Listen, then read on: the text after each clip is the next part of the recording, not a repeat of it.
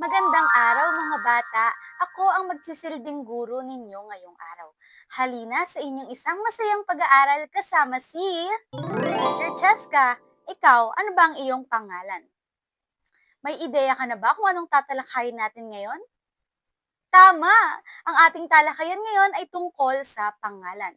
Handa na ba kayo? Mahusay. Bago tayo magsimula, tumingin ka sa paligid mo ngayon. Lahat ng nakikita mo ay mayroong pangalan. Ang mesa, ang libro, ang paaralan, ang mga taong nasa paligid mo. Ngunit paano natin natutukoy ang mga bagay sa mundo? Mahusay! Sa pamamagitan ng pangalan. Kung walang pangalan, paano natin tatawagin ang isa't isa? Kaya simulan natin sa pinakapayak na tanong.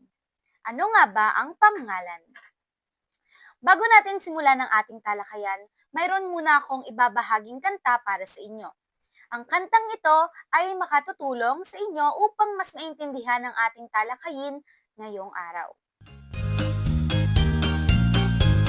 Pangalan, pangalan ng lahat. Tao, hayop, bagay, lugar na ating hawak. Pista't kaarawan, pangyayari rin iyan. Lahat ng may ngalan ay uri ng pangalan. Pambalan at pantami, ating pag-ibahin. Karaniwan o tiyak, na pangalan ng batik. Kapag may malaking titik, pantami ang tawag. Kapag karaniwan lang, pambalanan na ako. Payak at may lapit, inuulit tambalan. Iba't ibang anyo ng ating pangalan. Bahay-bahay pag-asa at silid-aralan. Kayarian ng salita ating matutunan. Pangalan, aral ay baunin. Pangalan ng susi sa malinaw na layunin. Sa bawat bagay dito sa kapaligiran, pangalan ng sagot, tandaan sa isipan. Ayan! Sana ay nakatulong ang kantang ginawa ni Teacher Cheska para sa inyo. Ngayon naman, sumasagi na ba sa isip ninyo kung ano ang pangalan? Sabihin nyo nga, pangalan. Tama! Pangalan. Ano nga ba ang pangalan? Ngayon ay bibigyan natin ito ng kahulugan at bibigyan ko kayo ng maraming halimbawa upang lalo nyo pa itong matutunan. Kaya naman, magsimula na tayo. Ang pangalan ay salitang tumutukoy sa pangalan ng tao, hayop, bagay, lugar at pangyayari. Sa madaling sabi, ito ang nagbibigay ng pangalan sa anumang nasa ating paligid. Sa tao, ito ay ang mga pangalan na ginagamit natin sa pantawag sa tao. Pwedeng sa isang tao o sa maraming tao. May naiisip na ba kayo ng mga ginagamit nyo sa mga pantawag sa tao? Halimbawa, Cheska. Ang pangalan ko ay isang halimbawa ng pangalan. Maging ang pangalan mo ay halimbawa rin ito. Isa pang halimbawa, meron tayong mga guro, doktor, ate, Miss Winnie. Ayan. Mga bata, iyan ay ilan lamang sa mga halimbawa na ating ginagamit para sa mga tao lamang. Alam nga naman yung aso, gamitan mo ng pangalang ganyan. Meron bang doktor na aso? O doktor na lapis? Yan ay mga pangalan lamang na para sa tao. Ngayon naman ay dumako tayo sa mga hayop. Ang mga pangalan na ginagamit natin sa mga hayop ay pangalan, katulad ng aso, pusa, ibon at marami pang iba. Ang pangalan ay mga pangalan din na tumutukoy sa pangalan ng bagay na ating ginagamit, katulad na lamang ng libro, lapis, mesa at aklat. Meron pa ba kayong naiisip na ibang bagay sa inyong paligid? Mahusay! Yun din ay kasama sa pangalan. Ano pa? Ang pangalan ay tumutukoy rin sa ngalan ng mga lugar. Isipin nyo nga ang mga lugar na gusto nyong puntahan. Ang mga pangalan na iyon ay parte rin ng pangalan. Halimbawa, paaralan, simbahan, palengke, parke. Ito ay ang mga lugar na maaari nating puntahan. Sila rin ay kabilang din sa pangalan. Meron pa ba? Meron pa! Ang pangalan din ay tumutukoy sa mga pangyayari. Ano-ano ang mga pangyayari? Katulad ng pista, kaarawan, pwede ring graduation o pagtatapos. Maaari ring kasal. May iisip pa ba kayong ibang mga pangyayari? Ang tawag sa mga salitang yon ay pangalan. Ngayon, balikan natin mga bata. Ano nga ulit ang ibig sabihin ng pangalan? Mahusay. Ang pangalan ay salitang tumutukoy sa ngalan ng tao, hayop, bagay, lugar at pangyayari. Sa madaling sabi, ito ang nagbibigay ng pangalan sa anumang nasa ating paligid. Ngayon ay titignan nga ni Teacher Chaska kung natandaan ba natin. Narito ang isang maiksing aktibidad upang malaman natin kung mayroon ba tayong natutunan sa ating talakayan. Simple lang, tutukuyin lang natin ang pangalang ginamit sa bawat pangungusap. Tignan nga natin. Simulan natin sa unang bilang. Ang nanay ay nagluluto. Ang nanay ay nagluluto. May nakikita ba kayong pangalan dito? Magaling! Ang salitang nanay ay pangalan ng tao, kaya iyan ay pangalan. Pangalawa, si Bea ay masaya. Si Bea ay masaya. Nakita na ba ninyo ang pangalan? Mahusay! Ang pangalang Bea ay pangalan ng tao. Ikatlo, maganda ang kanilang bagong kotse. May nakikita ba kayong pangalan? Napakagaling! Ang kotse ay pangalan ng bagay. Ikaapat, may mga naglalaro sa parke. May mga naglalaro sa parke. Nakita na ba ninyo ang pangalan?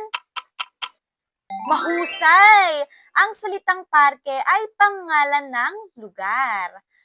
Ikalima, mabilis tumakbo ang kabayo. Mabilis tumakbo ang kabayo. Nasaan dyan ang pangalan? Ang gagaling naman! Ang kabayo ay pangalan ng hayop. Mahuhusay mga bata.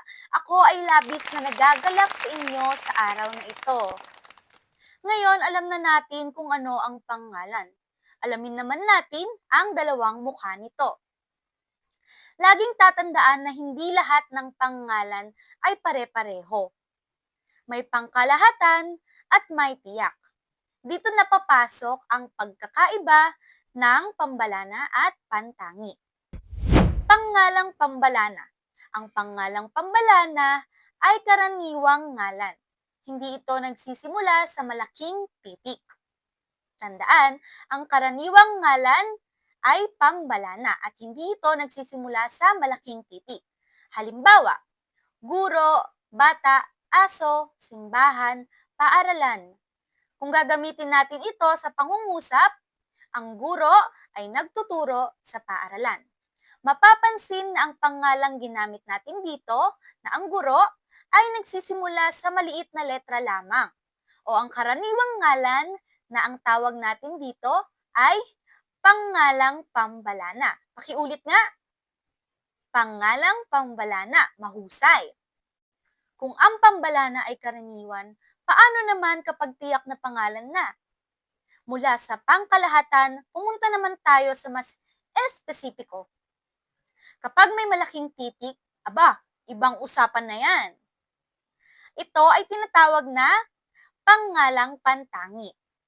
Okay, ang pangalang pantangi ay tiyak na ngalan at nagsisimula sa malalaking titik, mahusay. Halimbawa na lang nito ay ang pangalan ng mga tao, katulad ng Maria, Winnie, Cheska, Elena, at Pilipinas, Maynila, Jose Rizal. At kung gagamitin naman natin ito sa pangungusap, maaaring ganito. Si Maria ay maganda at mahinhin. Mapapansin ang pangalang ginamit natin dito na Maria ay nagsisimula sa malaking letra na may espesipikong pangalan. Ang tawag natin dito ay pangalang pantangi. Napakahusay! Naintindihan ba mga bata? Ngayon nga ay titignan ni Teacher Cheska kung natandaan ba talaga natin? Narito ang isang maiksing aktibidad upang malaman natin kung mayroon ba tayong natutunan. Simple lang naman. Sasabihin niya lamang kung ito ay pambalana o pantangi. Dumako na tayo sa unang numero. Doktor. Mahusay, ito ay pambalana. Kalawa, Maynila. Tama, ito ay pantangi. Ikatlo, aso. Mahusay, ito ay pambalana. Pang-apat, Jose Rizal. Mahusay, ito ay Pantangi. Ikalima, paaralan. Napakahusay, ito ay Pambalana. Napakagaling naman ng mga batang ito. Mukhang meron nga kayong natutunan sa ating talakayan ngayon. Ngayon, alam na natin na hindi lang pala sa uri nagkakaiba ang pangalan, pati rin sa anyo ng pagkakabuo nito. Ngayon, silipin naman natin kung paano binubuo ang mga pangalan. May mga pangalang simple at mayroon ding mas komplikado ang pagkakagawa. Alam nyo ba na ang pangalan ay may iba't ibang anyo ng pagkakabuo? Parang Lego lang yan, class. May simpleng peraso, may dinadagdagan, may inuulit, at may pinagdudugtong. Kapag ang pangalan ay iisang salitang ugat lamang, ito ay payak. Walang dagdag, walang bawas, simple lang. Halimbawa, puno, bahay, araw. Sabihin nyo nga, bahay. Payak ba? Tama, payak ito dahil isang salita lang ang ginamit. Ngayon, sumunod naman ay ang may lapi. Kapag ang pangalan ay may dagdag na panlapi sa unahan, gitna o hulihan, ito ay may lapi. Parang nilagyan ng design yung salita. Halimbawa, kabataan, paaralan, pag-asa.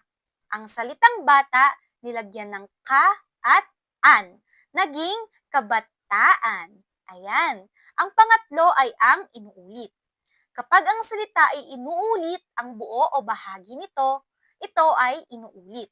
Halimbawa, bahay-bahay, araw-araw. Inulit ang bahay kaya naging bahay-bahay. Ayan. Ika-apat ay ang tambalan. Kapag dalawang salita ang pinagsama para makabuo ng bagong salita, ito ay tambalan. Halimbawa, bahaghari, kapitbahay, silid-aralan. Ang silid at aralan pinagsama, naging silid-aralan. Mahusay. Tandaan mga bata, kapag payak, isang salita lang. Kapag may lapi, mayroong dagdag. At kapag inuulit, mayroong inuulit. At kapag tambalan naman, ay pinagdikit na salita. Ngayon, para sa ating mabilisang pagsubok, tignan natin kung tunay bang may natutunan kayo sa payak, may lapi, inuulit at tambalan. Simple lang naman. Magbibigay ako ng mga pangalan at tukuyin kung ito ay payak, may lapi, inuulit o tambalan. Una, bahay-bahay. Ano kaya sa tingin nyo? Tama, ito ay inuulit. Ikalawa, kabataan. Mahusay, ito ay may lapi. Ikatlo, araw. Tama, payak lang ito sapagkat ito ay isang salita lamang. Ika-apat, silid-aralan. Mahusay, ito ay halimbawa ng tambalan. At panghuli, pag-asa. Napakagaling! Ito ay halimbawa ng may lapi. Mukhang may natutunan kayo mga bata sa ating talakayan ngayon. Labis akong natutuwa. Nagagalak naman akong makita na kayo ay may natutunan sa akin ngayong araw. Kaya naman ngayon, pagsamasamahin natin ang ating mga natutunan. Balikan natin ang mga mahalagang punto na tinalakay natin kanina tungkol sa pangalan. Sa simpleng salita, ano nga uli ang pangalan? Mahusay! Ito ang salitang nagbibigay ng pangalan sa lahat ng bagay sa ating paligid. Narito muli ang kantang ginawa ni Teacher Cheska upang maunawaan at maalala ninyo ang ating talakayan kanina.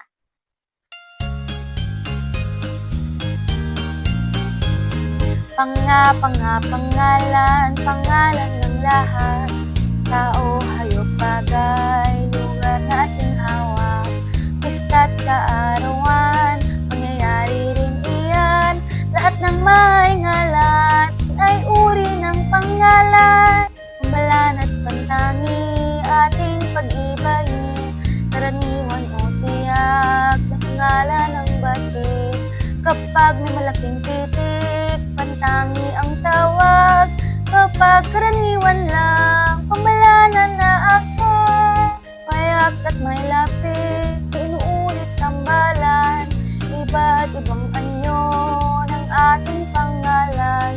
Bahay-bahay pag-asa at silid-aralan, yarian ng salita ating matutunan. Pangalan, aral ay baunin, pangalan ng susi sa malinaw na layunin. Sa bawat bagay dito sa kapaligiran, pangalan ng sagot, tandaan sa isipan.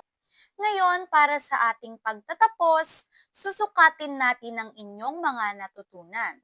Magbibigay ako ng isang maiksing aktibidad upang malaman kung naiintindihan. Kilalanin natin ang pangalan. Madali lang naman mga bata. Tutukuyin lamang kung ang salita ay pangalan o hindi. Okay. Una, guro. Mahusay. Ito ay halimbawa ng pangalan. Pangalawa, tumakbo.